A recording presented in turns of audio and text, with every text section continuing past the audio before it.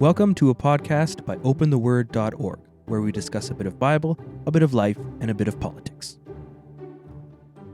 In the book of Revelation, the Apostle John's vision of the calamitous events that will be occurring in the end times, we read of the strange thing that will be happening on earth when God touches the sun. Hi, my name is Dean Smith.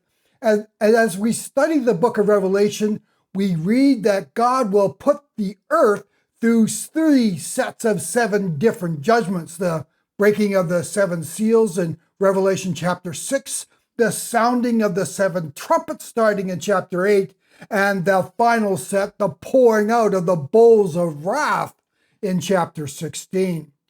And within that final group, that final set, the 7 bowls of wrath, we have an interesting judgment aimed directly at our sun. We read, quote, "The 4th angel poured out his bowl upon the sun, and it was given to it to scorch men with fire. Men were scorched with fierce heat, and they blasphemed the name of God who has the power over these plagues, and they did not repent so as to give him glory." Revelation chapter 16, verses 8 to 9, unquote. 3 things immediately stick out in this passage. First, there is no doubt that God is the one who initiates it.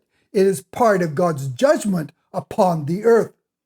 Secondly, we read that when the 4th angel poured the bowl of wrath on the sun, it released a massive amount of heat upon the earth. It was described as a fierce heat that scorched men. In fact, according to Thayer's Greek dictionary, the word scorched can mean to, quote, to be tortured with great heat, unquote. Thirdly, we see man's response. They actually blasphemed the name of God. In other words, they blamed and cursed God, but they did not repent. Now, anyone following the mainstream media over the summer of 2023 has undoubtedly been trampled by news of the record-breaking heat waves that took place over the summer. Look at some of these headlines. The New York Times reads, quote, "Heat records broken across the earth." Even Climate NASA jumped into it and wrote, "NASA announced summer 2023 hottest on record." Yahoo News, quote, "Land temperatures in Spain surpassed 60 degrees centigrade as deadly heat wave sweeps Europe." The Associated Press headline read, "As heat wave named Cerebus has southern Europe in its jaws, and it's only going to get worse." Predictably, the media's climate activists have been trumpeting the recent record-breaking heat wave as another sign that we have to stop carbon emissions, as seen by these headlines from The Guardian, for example, quote, "Longer heat waves driven by turbocharged climate change, says scientists." And from the New York Times, we read, quote, "Climate change drove weather heat waves extreme records, analyst finds." No one questions that the climate is changing because that has been going on for the past 2,000 years. But what is debated is the cause. Is it being caused by human activity, or is there a natural explanation for what is happening? Though this heat is being blamed on human activities such as driving SUVs and eating meat, what isn't getting as much press is the unusual sunspot activity that has been taking place on the sun over the summer of 2023. The sun, which is so large that we could literally almost fit 1.3 million Earths inside it, has a profound impact on Earth's temperatures and seasons. Now, astronomers have been studying sunspot activity for well over 400 years, and they noticed a peculiar thing taking place during the mini ice age that struck Europe between the 1300s and the 1800s. There was a significant drop in the number of sunspots, and there was actually months when they did not record a single sunspot. It was a very unusual celestial event.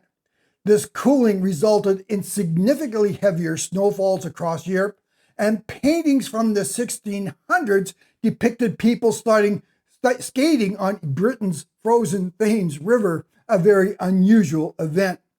But perhaps most concerning, the cold resulted in crop failures across Europe, leading to famine and disease. And it was not just Europe. In 1779, the New York harbor froze over, allowing people to walk on the ice from Manhattan to Staten Island. Now, to be sure, scientists have stated that other natural causes probably contributed to this mini ice age, but most agree that the reduced number of sunspots was certainly a major contributing factor. So if a reduced number of sunspots can result in cooling, then obviously too many could arguably have the opposite effect and cause an increase in temperatures. And this is where it gets interesting, because according to an article on space.com, NASA and the National Oceanic Atmospheric Administration, otherwise known as NOAA, reported that the sun became very active this past June, recording 160 sunspots, the most in a single month for over 20 years. I first saw reports of this in an article by Michael Snyder on Washington Standard's website. Snyder, who publishes the Economic Collapse blog, specializes in events associated with the end times. He stated that this increased activity was a bit of a shock to both NASA and NOAA, as both agencies were projecting much less activity. But it was not just the number of sunspots, it was also their size. According to an article on Live Science on July 4th, 2023, one of those sunspots, called A3354, was 10 times larger than the Earth and grew to that massive size in under 48 hours before releasing a massive X-class flare that hit Earth, causing a short radio blackout. In its article, Life Science tells us a bit more about AR3354. We read, quote, "The enormous dark patch named AR3354 emerged on the solar surface on June 27th, and within 48 hours had grown to cover around 1.35 billion square miles, or 3.5 billion square kilometers, or 10 times wider than Earth. Space weather scientists were alarmed by the colossal sunspot's rapid emergence and feared it could spit out a barrage of potentially harmful solar storms, according to spaceweather.com, unquote. So while the experts were caught off guard by the sudden and dramatic increase in solar activity, this may be one of the reasons why we had such dramatic weather this summer, in addition to the heat waves. This included a tornado mega cluster that hit Chicago in mid-July, canceling flights and leaving thousands without power. Then in mid-July 2023, ABC News reported that over a 2-day period, the state of Vermont received as much rain as it would typically receive in 2 months, resulting in the worst flooding the state has seen in 100 years. Along with this, there was also reports of catastrophic flooding in India.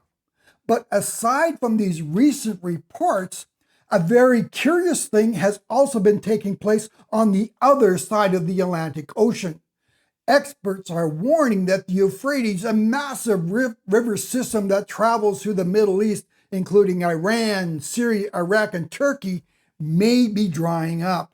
It is so bad that, according to an article in the Irish Times, the UN issued a warning earlier this year stating that the Euphrates is at its lowest water level in 40 years, and this is starting to impact the people who depend on this river for their survival. In fact, in 2021, the Iraqi government even issued a warning that the Euphrates, as well as the Tigris River, could be completely dry by 2040 if things don't change. There seems to be a number of factors contributing to this decline, in addition to the higher temperatures and drought, including a mismanagement of the water resources and the construction of several hydroelectric dams on the river in Syria, Turkey, and Iran. So why is this relevant? Well, at the beginning of this podcast, I discussed the fourth bowl of wrath that was poured out upon the Son, mentioned in Revelation chapter 16, verses 8 to 9.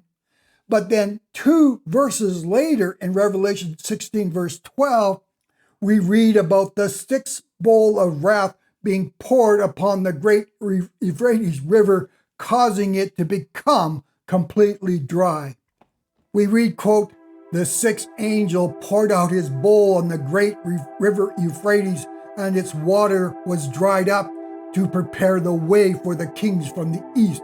Revelation 16, verse 12, unquote.